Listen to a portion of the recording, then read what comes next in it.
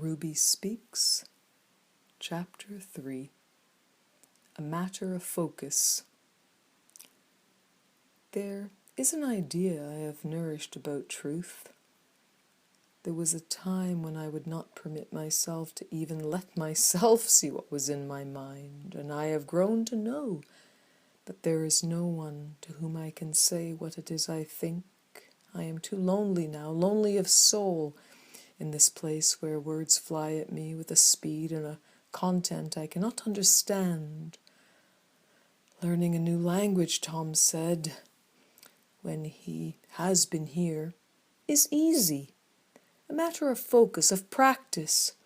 I practice when I'm either straightening the ledger at the toy shop or contending with the jobs in my home. I have truths in my mind that would shock my mother. Truths that even Tom has not heard.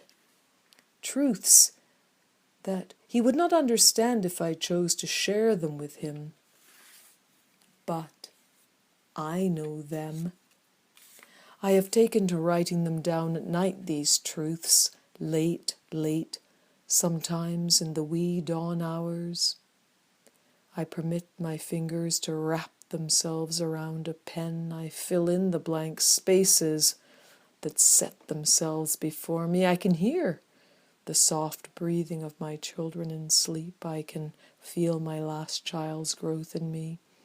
And I write my truths as I think them, as I feel them. Oh, no one will know them. Here is one truth. I will never have that pain that lies within my stomach checked and verified by any doctor. Not now, not ever. 5 children, 6 on the way. I am fed up with exposing myself over and over again. And I'm so terribly shy of hands and faces, prying and prodding in my most private self. You know, recently I looked at myself in the long bathroom mirror. I am old. Ha! 33 and grey, chubby with pregnancy, always chubby. But that sweet girl, that sweet girl look that Tom loved once is not full of flaming sexuality, reserved for him only. In this country, as in most, I am old, and not desirable any longer. I am old. Perhaps that is why Tom shifted his love from me to others. Oops, that word again. Love. My hair is short, not sexy. I am not thin. The women I see his head shifting towards have long black glistening hair, long legs, black eyes, a blend of grace and sensuality and confidence in these things, features I do not possess.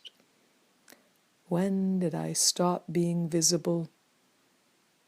I do not possess any of the attributes he seems so fond of, and they are stunning, these women. But are those attributes really all that there is? I have never had long hair, long legs, flawless movement of the thin and the tight. And it was only the first time Tom came home with a new look in his eyes, ravenousness in his thighs, passionate too. But that passion was not for me. A strong and salient combination of whiskey and the pungent odor of other women's hair on his fingers as he touched my neck. Yes, indeed, I was pregnant. Once again. He would father, and he was glad. That touch upon my neck sent revulsion, and surprisingly enough calm, through my body. For the very first time, I admitted a truth that freed me. And that truth, I know that only a few individuals can understand. It did not come as a mad rush of profound insight.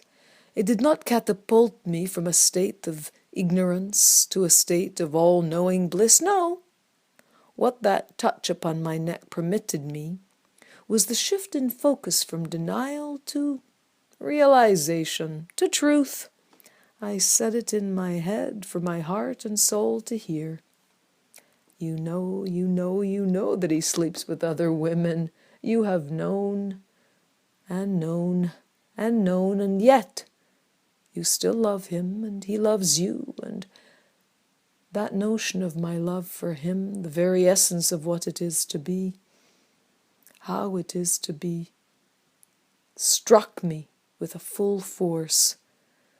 Not a force from which I could or would find a definition for all human beings, not for men, not for women, not for me. I suppose a little for me.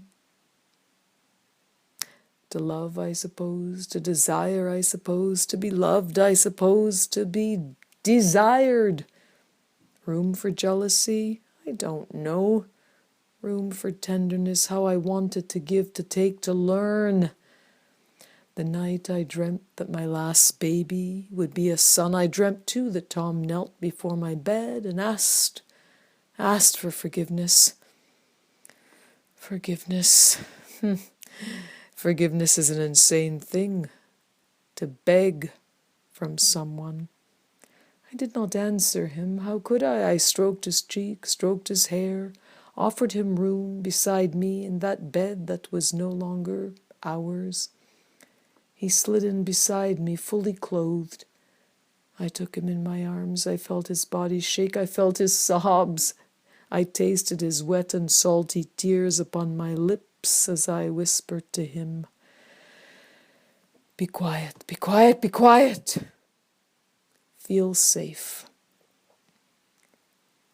Like one of my children, he held on to me, pressing his confused and confounded spirit upon my breast. And when I woke from that dream, I felt as if I had been touched by an angel. I went to sit outside. It was early in the morning, and I decided to name my baby Michael, my angel. Michael, archangel boy, from my thighs. Miguel, and soft rain fell